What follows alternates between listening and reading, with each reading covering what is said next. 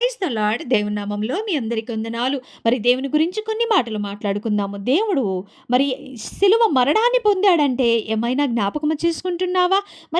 మరి ఫాస్టింగ్‌లో వచ్చినప్పుడు good Friday వచ్చినప్పుడు మరి దేవుణ్ణి జ్ఞాపకం చేసుకుంటున్నాము. ఆయన చేసిన త్యాగాన్ని జ్ఞాపకం చేసుకుంటున్నాము. సిలువలో దేవుడు ఎలా మరణించాడో, ఎంత త్యాగం చేశాడో ఆ 40 రోజుల ఫాస్టింగ్‌లో జ్ఞాపకం చేసుకొని కన్నీరు మున్నీరు అవుతూ ఉంటాము. ఉపవాసములు ఉంటుంటాము. 40 రోజులు మొత్తం మరి ఉపవాసం ఉంటూ నీసు తినకుండా ప్రార్థనలు చేస్తూ ఉంటాము. కానీ ఆ 40 రోజులు భక్తేనా? ప్రియ సహోదరి, సహోదరుడా, గుడ్ ఫ్రైడే వచ్చినప్పుడు ఈస్టర్ పండగకు ముందు నువ్వెంతో శ్రద్ధతో 40 రోజులు పాటిస్తున్నావు. కానీ జీవితకాలమంతయు పాటిస్తున్నావా? జీవితకాలమంతయు జ్ఞాపకము చేసుకుంటున్నావా? దేవుడు మరి మన కొరకు శిలువ మరణాన్ని పొందాడు. ఎన్నో శ్రమలను అనుభవించాడు. నీకు నాకు నిత్యరాజ్యం ఇవ్వడానికి శిలువ మరణాన్ని పొందాడు. తన శరీరమంతా దున్నబడ్డది కదా!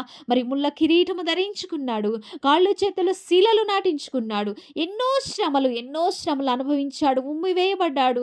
మరి మోమున ఉమ్మివేసినప్పటికిని మరి దేవుడు ఏమాత్రము కోపగించుకోలేదు. తనని మరి ఎనక నుంచి గుద్దారు. ఎన్నో శ్రమలు అనుభవించారు. ఎన్నో గాయాలు పొందాడు నీ కొరకు, నా కొరకు. కానీ ఆ శిలువ మరణాన్ని అనుదినము జ్ఞాపకము చేసుకోవటం లేదు. ఏ మంచి లేని నీ కొరకు, నా కొరకు ఎంతో త్యాగం చేశాడు.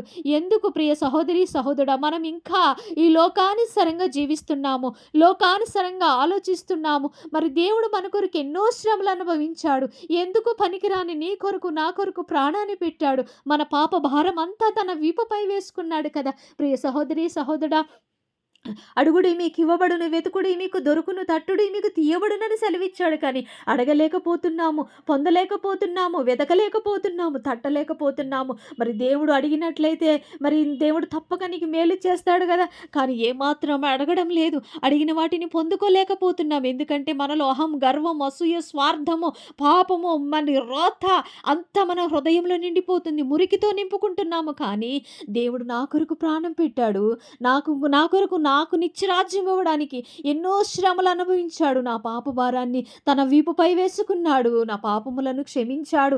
ఆయనకి మాదిరికరంగా జీవించాలా, దేవుని నామాన్ని ఘనపరచాలా, మహిమపరచాలా అనే ఆలోచన ఏమాత్రం లేకుండా ప్రార్థనకి వెళ్ళి వస్తున్నాము. కానీ ఏమాత్రం పాటించడం లేదు. ఆ మందిరంలో ఉన్న కొద్దిసేపు పరిశుద్ధంగా, ఎంతో నీతిగా, ఎంతో భయభక్తులు గల వారముగా నటిస్తున్నాము. కానీ బయటికి రాగానే లోకానుసరంగా, లోక ఆశలో, లోక జ్ఞానములో, లోక పాపంలో పడిపోతున్నాము. ప్రియ సహోదరి, సహోదరుడా, దేవుడు ఎంతగానో వాపోతున్నాడు. ఎంతగానో కన్నీరు కారుస్తున్నాడు. ఎంతగానో ఈ రోజు వరకు నా బిడ్డ ఇంకా నన్ను నమ్మలేకపోతుంది. అయ్యో నా బిడ్డ నరకంలో పడిపోతుంది. అయ్యో నా బిడ్డ అగ్నిగుండంలో పడిపోతుందని కన్నీరు కారుస్తున్నాడు. కానీ అయ్యో మరి ఆ కన్నీరుని నువ్వు సంతోషపెట్టగలవా? ప్రభువా నన్ను క్షమించయ్యా, ఇప్పటివరకు చేసిన నా పాపములను క్షమించు. నీవు నా కొరకు ప్రాణం పెట్టావయ్యా.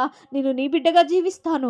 నీ యందు పరిశుద్ధంగా జీవిస్తాను. నిత్యరాజ్యంలో నీతో పాటు నేను ఉంటానయ్యా. నా కుటుంబం ఉండాలయ్యా అని పరిశుద్ధత కలిగి జీవిస్తున్నావా? నీ ప్రవర్తన మార్చుకుంటున్నావా? ఒకసారి జ్ఞాపకం చేసుకో. ప్రియ సహోదరి, సహోదరుడా, దేవుడి కన్నీటికి కారణమవుతున్నావా? దేవుడిని దూషణ పాలు చేస్తున్నావా? నీ ప్రవర్తన ద్వారా, నీ క్రియల ద్వారా దేవుడు ఎక్కడ కన్నీరు కారణమవుతున్నాడో, దేవుడు ఎంతగా దుఃఖపడుతున్నారో ఒక్కసారి జ్ఞాపకం చేసుకోవాలా. ప్రియ సహోదరి, సహోదరుడా, నీ కొరకు ఎంతో త్యాగం చేశాడు. ఆయన త్యాగాన్ని జ్ఞాపకం చేసుకొని పరిశుద్ధంగా జీవించాలని మనవి చేస్తున్నాను.